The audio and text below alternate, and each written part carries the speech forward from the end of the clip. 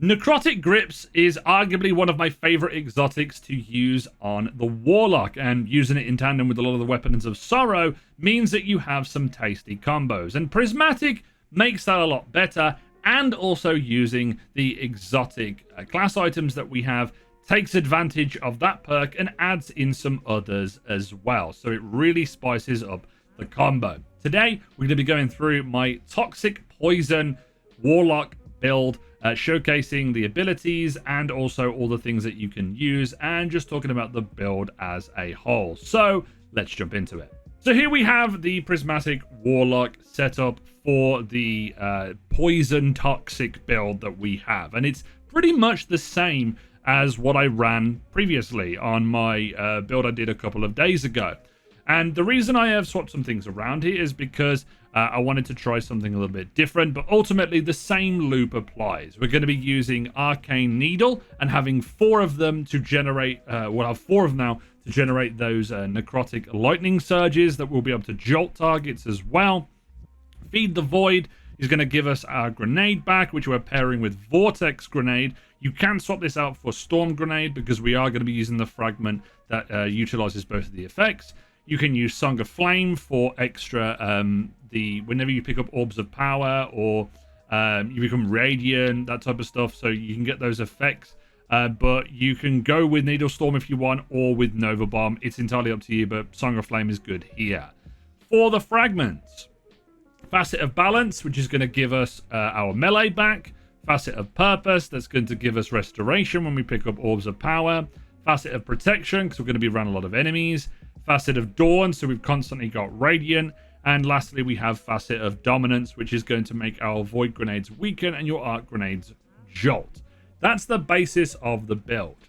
The main problem that running this subclass setup has is that Feed the Void, or not necessarily Feed the Void, Lightning Surge will probably override the necrotic damage that you are doing. So yeah, let's explain that a little bit more with the exotic and different things that you can do, because there's some options you can go with in the build. So with the exotic, we have Solipsism. We have Spirits of the Necrotic on here, which is damaging targets with your melee, poisons them. Defeating a poisoned target spreads the condition.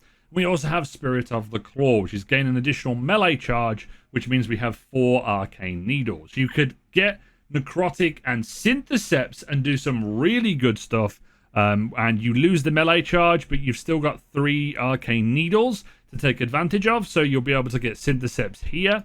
But the problem is that the weapons that you can pair with Solipsism, only one of them, I believe, is going to be at least worth using. The first of those is going to be Necrochasm. This is good because of the changes that it has, but because it's a weapon of sorrow, it will take advantage of Spirit of Necro.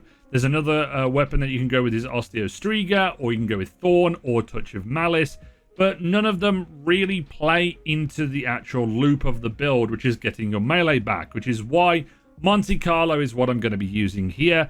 The problem is when you use Monte Carlo, you end up swapping off of it when you get into barrier content, because this doesn't generate orbs as close to you as possible. So if you don't have Radiant, you won't be able to make your Monte Carlo Radiant, which means it won't do anti-barrier. And it means that if you're trying to run this in like a lost sector where you haven't got consistent orbs, you'll run into some problems. The other weapons don't really matter. For the mod setup here, it's pretty much the same as what I've ran before. We have 3 heavy-handed to take advantage of all the orbs when we use our Lightning Surge. We have double hands-on to get our super back a lot quicker. We also have Arc, Solar, and Void resistances just to help us when we're in combat.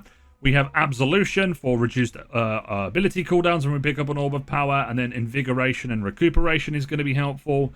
Reaper, Distribution, and Outreach, so these will work when we use our class ability. Moving into the artifact, the only real difference this time around is how effective we are at making the things that we're trying to make. So because we're using a kinetic weapon in Monte Carlo, we'll be able to create solar pickups, which means that we can get our grenade back quicker.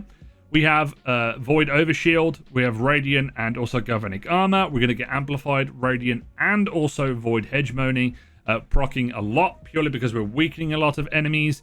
We also have Shield Crush, which is going to give our melee back a lot quicker when we have Overshield, and then our grenade back when we use when we're amplified or radiant.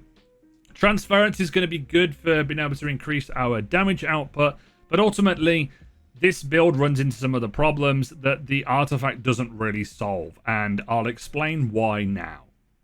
So the problem this build has is that you don't get the effect of Necrotic Grips to proc because everything is usually dead beforehand. So when you slide in with your Lightning Surge into a group of red bars, you kill things and everything will be jolted and everything will be dead, and the Necrotic Grips helps and it will spread the poison to other areas, but it doesn't do anything after that. It just basically will tick on some damage on some targets, and it won't get that effect as often. Now, you will be getting the proc of Necrotic Grip quite a lot because you'll be using your Monte Carlo, but you won't get it as effective as you would like it to be, which is the real problem with the build, because when you go into higher end content, if you don't kill a bunch of enemies and you have some left, then yes, Necrotic Grips will take effect, but not as well as you would think. So it means that some of the more chunkier enemies in the game, you end up kind of having a dead build at one point.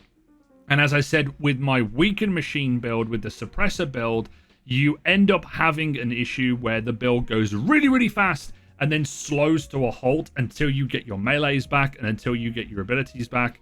And that is a problem. You can circumvent it a little bit, but if you're not using Monte Carlo, the build then drops off even more. And then also Monte Carlo isn't going to be a barrier weapon at the moment. Even if you do get Radiant, it's not consistent, which means that this build is just a hell of a lot of fun in regular content. In Onslaught, this will be fantastic. In like strikes and stuff, it'll be fantastic as well. And anything else outside of that, I don't think it will perform as well as intended. So that's a real shame. But there's some more combos that we can go through. We can have even more fun. So I'm going to jump into those videos real soon. I got to do a whole bunch of grinding, so give me a little time to make some more videos. And that being said, if you've enjoyed this video, leave a like on it, subscribe if you're new, and as always, this has been Jimbo, and I'll see you guys next time.